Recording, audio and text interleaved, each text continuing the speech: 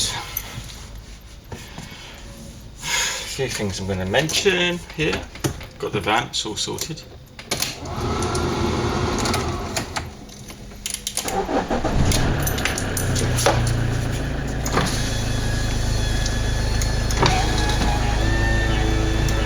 going to get some wind noise.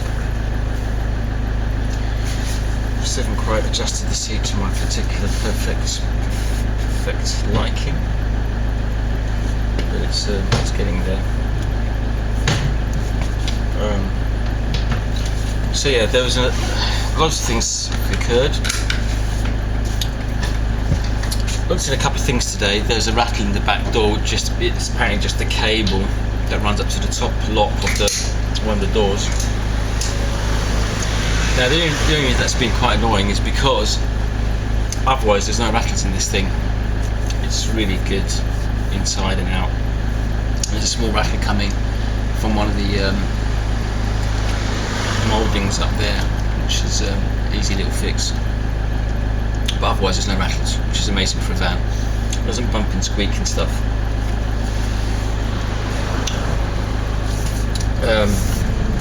Good news. I'm going to start with good news. One of the good news is that there was an oil leak advisory on the last MOT. It's only had one. That's its first serious advisory. It was a mild advisory, and so I've gone to check what that could be to trace it, and it's only the sump plug. So I'm going to get a sump plug from Helford now, cost of £5. So I'm very pleased about that oil leak because obviously I YouTubed it last night, and there's all manner of things it could have been which were not very pleasant, and so I was really not looking forward to that. Reverse gear, no beeping. Yes, I got the BP box out, so that's no big relief because that's rather embarrassing and quite noisy too. I've now, oh shit, I'm going to go to Helford's. I think I'm about to Helford's, should be able to.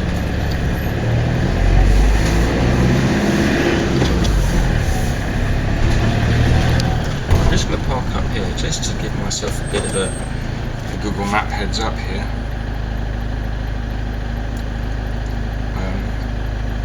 Yeah, so just a sump plug which is loose.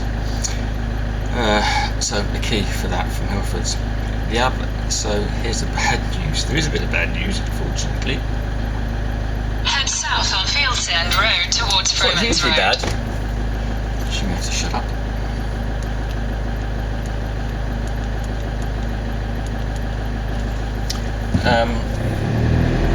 So I spoke to the chaps who built the bus again, Red Kite, down in Bournemouth,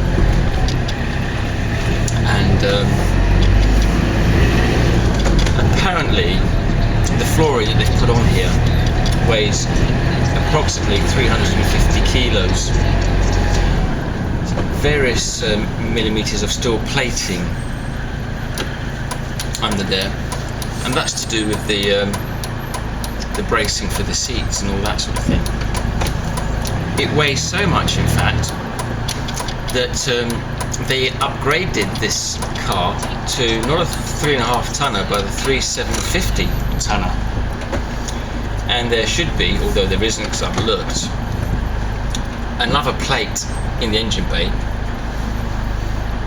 with that stuff on it. Now I couldn't find one. Apparently they were known to leave the plates off. It would explain why this thing, having removed the seats, it still feels a little bit sluggish, not sluggish, because it's 2.8 turbo and maxes out, max torque at 1,800 revs. So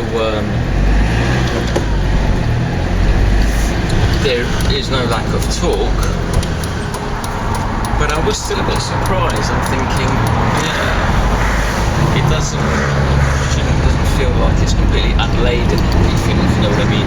Driven a few vans before, so that obviously has to come out. It's probably a ton of wind noise there, Jesus.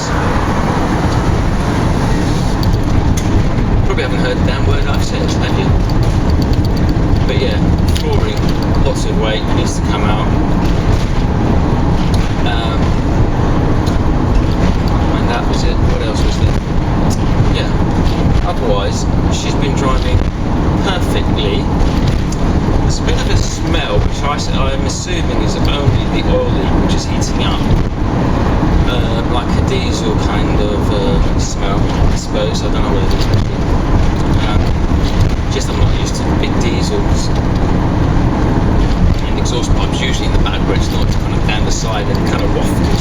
That's waffle up here, I suppose.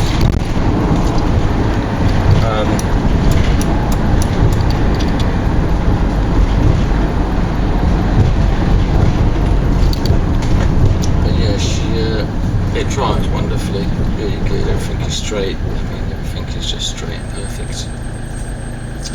And at 22,000 miles, I'd expect that too, but it's just so rare, so weird to find a van at this age with such little mileage. Tried to correct the rattling in the back door, which is like a big cable thing that connects the top lock. It's the only rattle in here, and lo and behold, we need to take the window rubbers out to get to the inner thingies, and and it looks like it's in the bodywork, in the sort of rim of the door.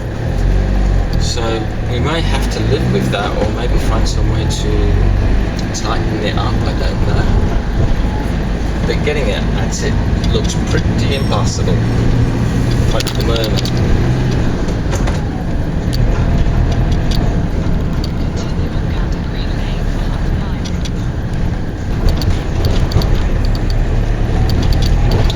So yeah, I'm getting it ready for the long trip tomorrow. I'm going to do 180 miles to Shrewsbury to pick up a stove and stuff, and also, but mostly to see my friend Charlotte, who lives just before that.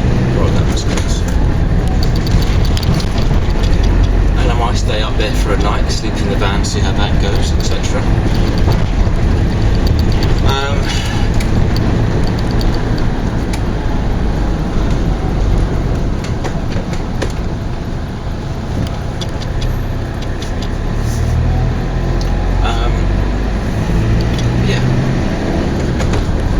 Thinking about getting the engine remapped so it doesn't max torque at 1800. Really don't need it, really.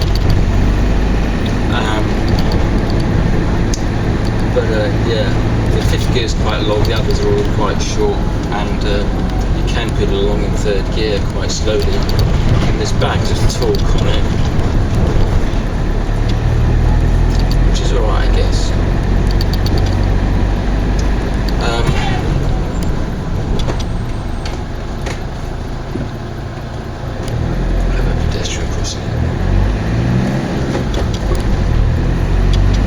So yeah, as I say, we're on the way to Helford's in Sutton, gateway to the south, to get a plug hole for £5. So great stuff. Bought some PAR boards like a sample today, 25mm. I'm really looking forward to taking the skins off this thing, but I guess I'm going to have to at some point, because of the insulation. There is some insulation in it, but it's very minimal. I'm wondering if I can possibly get away with that, I don't know. On the other side of the news is that I forgot to put my timesheet in yesterday morning, and therefore not be getting paid this week. It was the last pay slip anyway, but it is rather annoying, to be honest with you. Oh, this is a fucking idiot.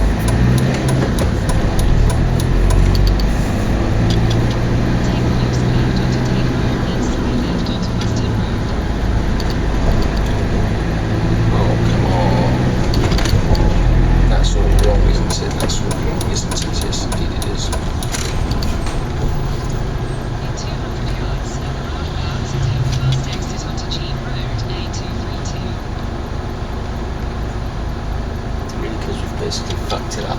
Is that what you're saying? That's what you're saying, isn't it?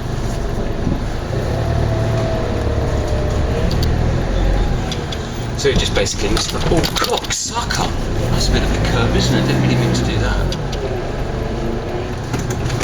That was such a big curve. Stress out the fucking suspension, dude. Don't want to stress out the fucking suspension. Gosh. Didn't really need that at all.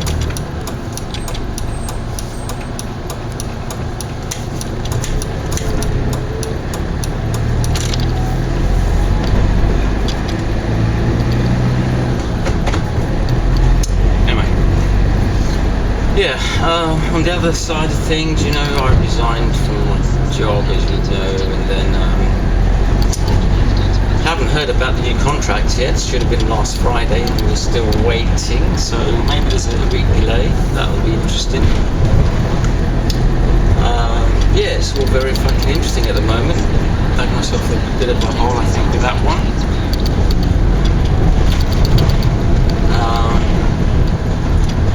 So yeah, we'll see how that goes. Maybe I'll try and get some other work. This is what happens when you want to detach yourself from the whole mechanisms of things and the money control system and all the other control systems that we are forced to, we are kind of forced in a way to consent to. Unknowingly forced, of course. You know.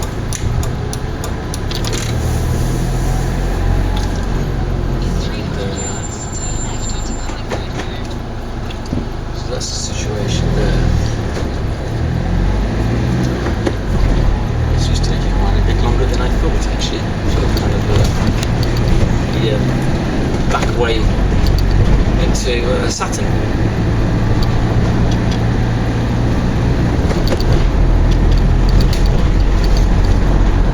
So yeah, kind of jobless. I think the interview went all right there. It's crazy. I don't know quite what I'm doing, to be honest.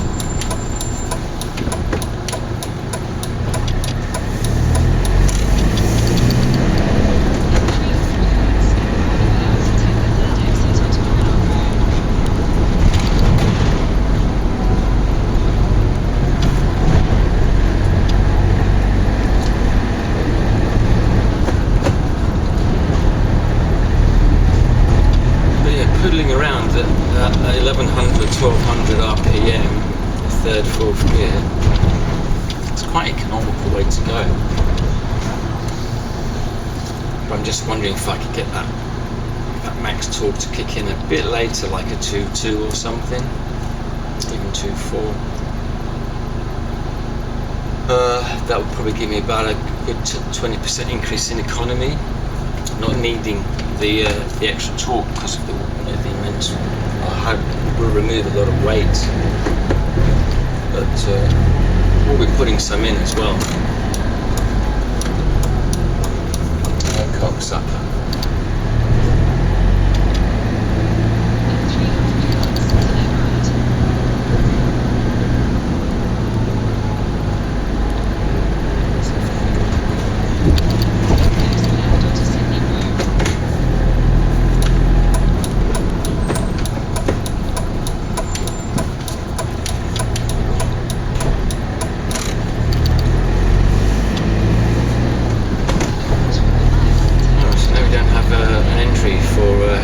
That's really good fun, isn't it?